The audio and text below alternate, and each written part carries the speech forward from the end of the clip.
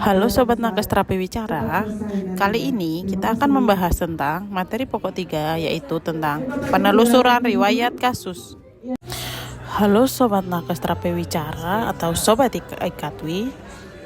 Kali ini kita akan membahas tentang materi pokok 3, yakni tentang penelusuran riwayat kasus.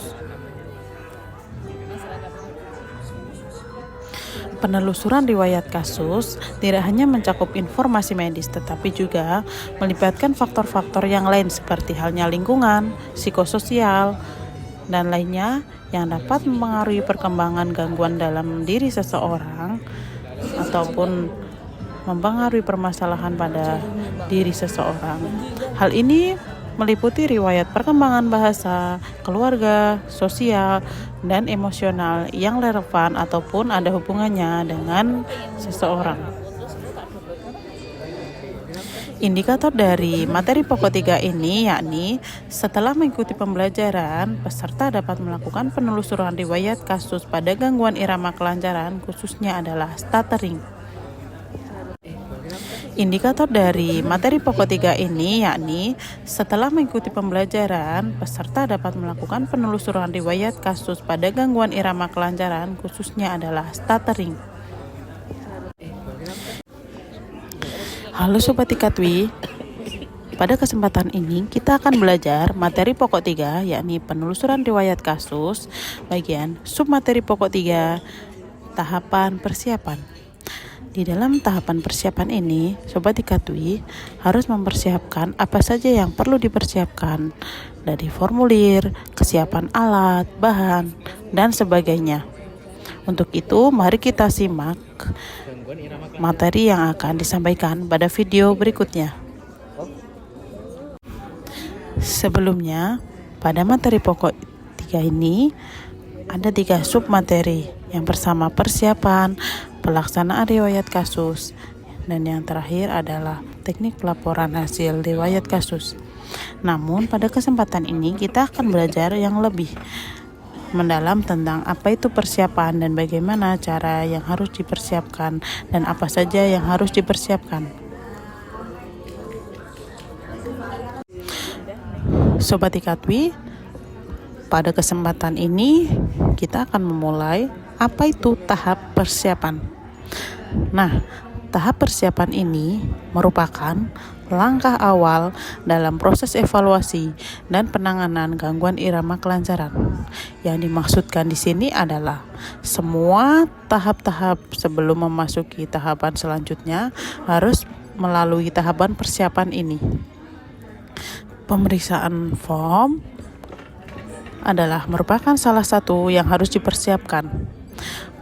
Persiapan pemeriksaan form riwayat kasus bertujuan untuk mengumpulkan informasi yang sifatnya relevan dan komprehensif serta kondisi tentang pasien, termasuk dalam riwayat medisnya, perkembangan bahasa, serta faktor lingkungan dan psikososial.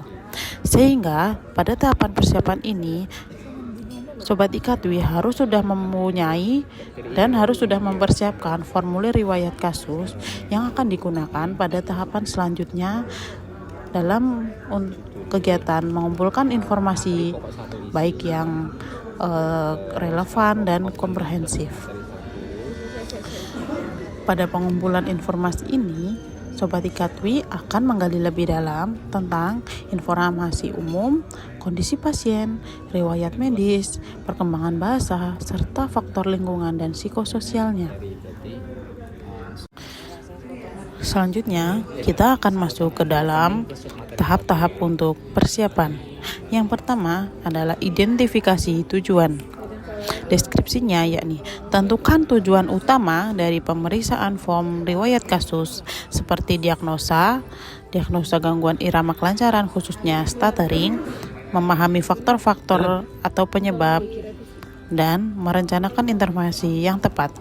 Sehingga dapat disimpulkan bahwa di dalam tahap identifikasi tujuan, Sobat Ikatwi harus mempersiapkan form yang akan digunakan untuk yang satu, mendiagnosis gangguan irama kelancaran, Yang kedua, faktor-faktor penyebab dari faktor prenatal, natal, dan postnatal atau faktor dapatan. Seperti itu. Yang nomor 3 adalah merencanakan intervensi yang tepat. Yang dimaksudkan dalam hal ini adalah intervensi yang akan diberikan atau perencanaan terapi yang akan diberikan kepada klien berdasarkan informasi yang didapatkan melalui formulir riwayat kasus. Yang kedua yakni penyusunan formulir riwayat kasus. Setelah kita melakukan identifikasi tujuan apa saja, Sobat IKTWI harus mulai menyusun formulir riwayat kasusnya. Yang pertama yang harus dilakukan yakni mempersiapkan formulir atau format khusus yang akan digunakan untuk mencatat.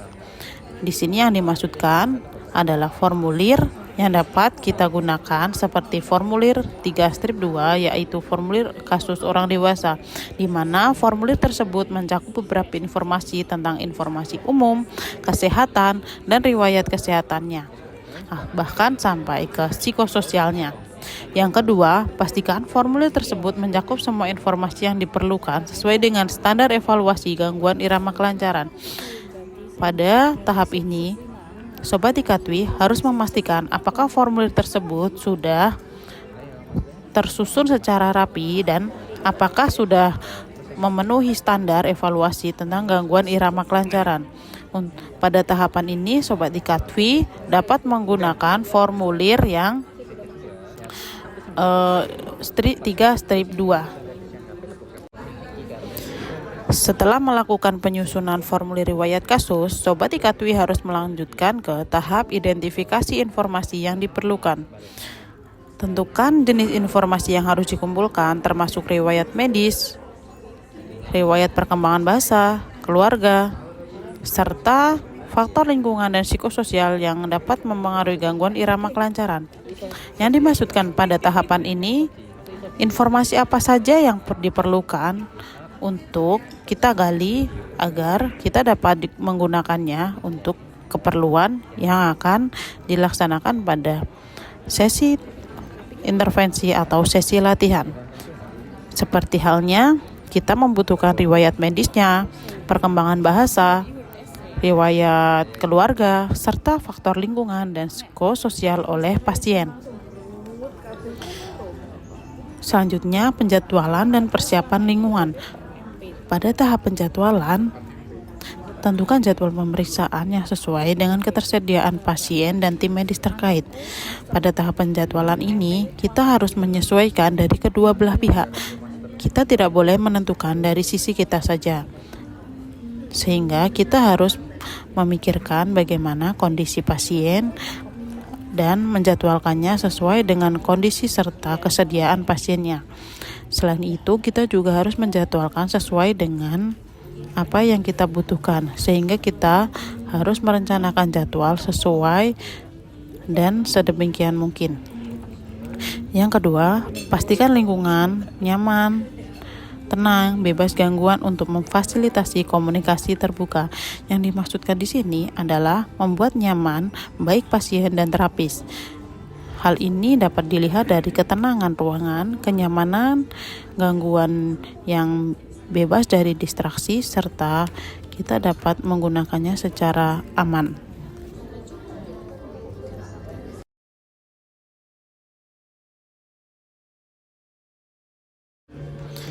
Selanjutnya, Sobat IKTWI dimohon untuk mengerjakan kuis dengan nilai minimal 80 agar dapat melanjutkan ke materi selanjutnya.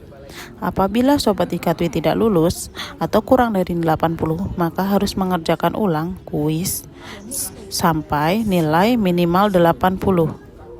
Selamat mencoba.